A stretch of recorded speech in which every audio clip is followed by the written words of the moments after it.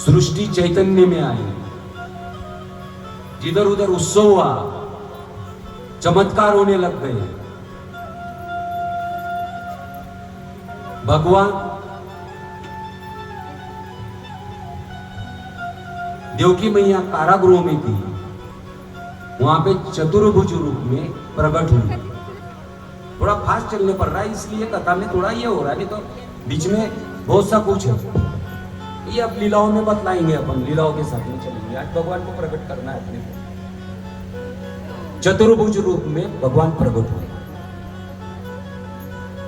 भगवान जन्म नहीं लेते, जो जन्म लेता है वो मृत्यु होती है उसकी, और जो प्रकट होता है उसका क्या है, वो शाश्वत है, शाश्वत है। तो भगवान प्रकट हुए, और भगवान प्रकट होके देवकी माता को सबसे पहले भगवान ने दर्शन दिया। ये दोनों पति पत्नी चिंतन कर रहे भगवान का, इनको मालूम हो चुका था कि भगवान हमारे यहां आने वाले, चिंतन में थे।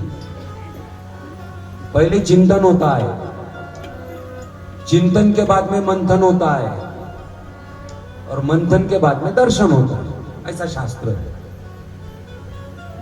पहले चिंतन करो, फिर चिंतन के बाद में उसका मंथन करो,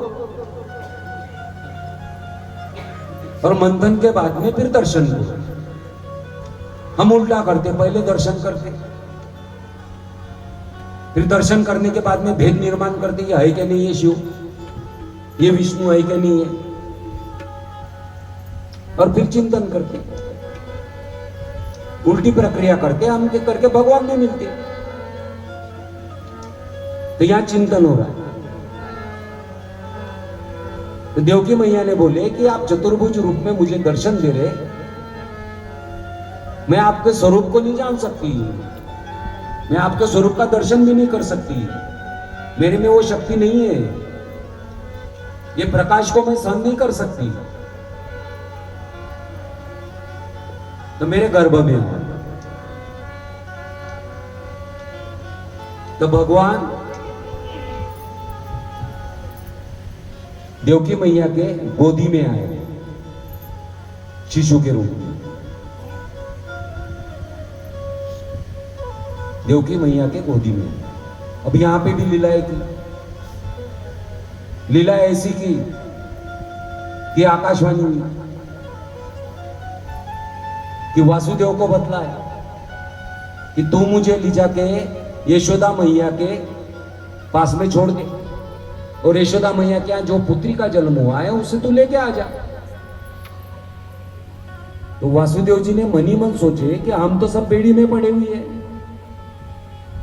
अब बाहर कैसे जाए,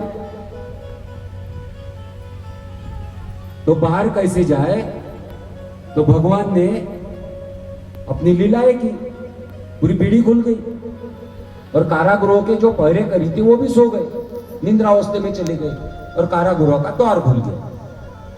द्वार खुल के वासुदेव जी ने एक टोकनी में कृष्ण भगवान को लिया। अब आनंद कंद आ गई जगत में, बोलो गोपाल कृष्ण भगवान की जय।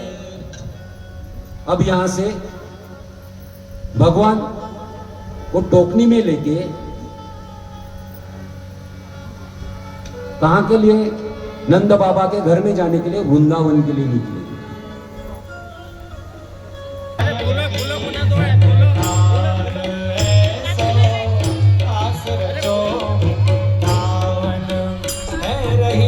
पायल की